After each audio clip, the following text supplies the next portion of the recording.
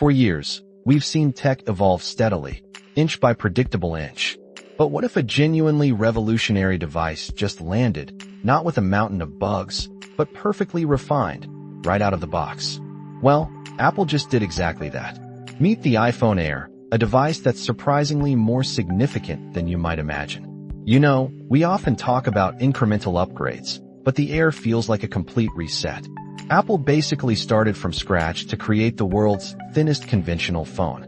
At a mere 5.6 millimeters, it's breathtaking. Seriously, when you hold it for the first time, it's almost unreal. It weighs just 165 grams, practically nothing, giving off those sci-fi movie vibes where characters pull out a wafer-thin piece of glass and use it as a communicator. It comes in 4 distinct colors, including a true space black, the only black iPhone you can actually buy this year. And here's where the Air really flips the script: its durability. You might expect such a slim device to be fragile, but the grade 5 titanium frame keeps it light and surprisingly flexible. I've seen drop tests, water ingress tests, flex tests, and my jaw dropped. The front uses the new ceramic shield too, offering incredible scratch resistance, and they've even put a ceramic shield coating on the back. This is fantastic news because honestly, you won't want to hide this phone in a case. While Apple does offer a sleek bumper and a crossbody strap, like a tiny tech handbag, I mostly just toss it in my pocket, then constantly check to make sure it's still there because it's just that slim. Now, there is one visual departure from that sleek profile: the camera plateau. This new design, which also appears on the iPhone 17 Pro models, is a raised camera bump stretching across the upper rear. But here's the clever bit. I understand this plateau houses more than just the camera. The vast majority of the iPhone Air's components are cleverly squeezed in there, leaving the rest of the phone mostly for battery. Which brings us to a point of compromise.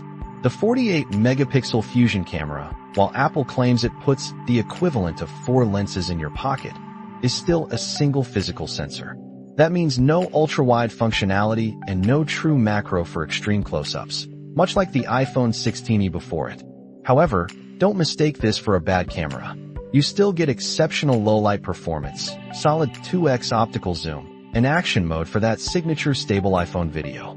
Plus, with the new iOS 26 upgrade, you can now use dual capture, shooting from both front and primary cameras simultaneously, a fantastic addition. And speaking of the front-facing camera, absolutely no compromise there. Like the 17 Pros, the Air features an 18-megapixel center stage camera with a square sensor, similar to action cameras. This allows you to effortlessly change aspect ratios without awkwardly tilting your phone.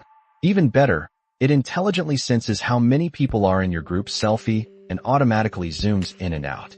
This subtle, integrated intelligence is Apple's brand of AI. While some criticize Apple for being slow on AI, I think many features like these are so seamlessly baked in, you don't even realize they're AI working for you, saving you countless taps and swipes every day. The iPhone Air steps in as the 4th member of the 2025 iPhone family, replacing the absent iPhone 17 Plus. But it's not just a bigger screen.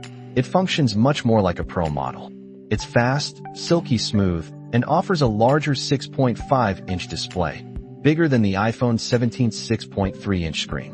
It also packs the all-new A19 Pro chip, a step up from the base A19. But for me, the biggest, most pleasant surprise of all is the battery life.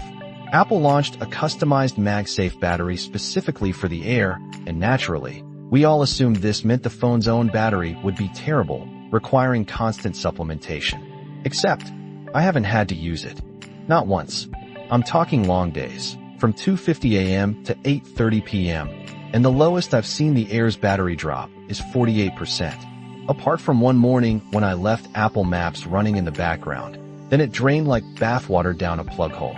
Super users will find that MagSafe battery provides serious peace of mind, especially because with it attached, the iPhone Air actually boasts the best battery life of any iPhone. And here's a cool hack. Plug the Air into a USB-C charger while the MagSafe battery is attached, and you'll charge extra fast from both sources simultaneously. So, battery hasn't been an issue. Despite its incredible slimness, it still has all the familiar, useful buttons, including the customizable action button and camera control for quick settings. The only thing completely missing is a physical SIM tray. It's eSIM only, which, frankly, I see as a bonus.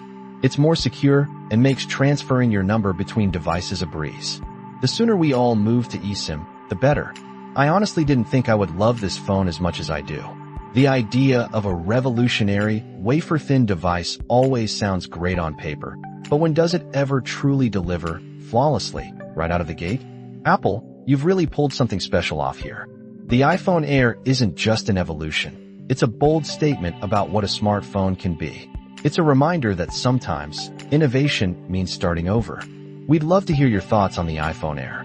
Is it the future you've been waiting for? Let us know in the comments. And if you enjoyed this deep dive, make sure to subscribe and share this episode with a fellow tech enthusiast.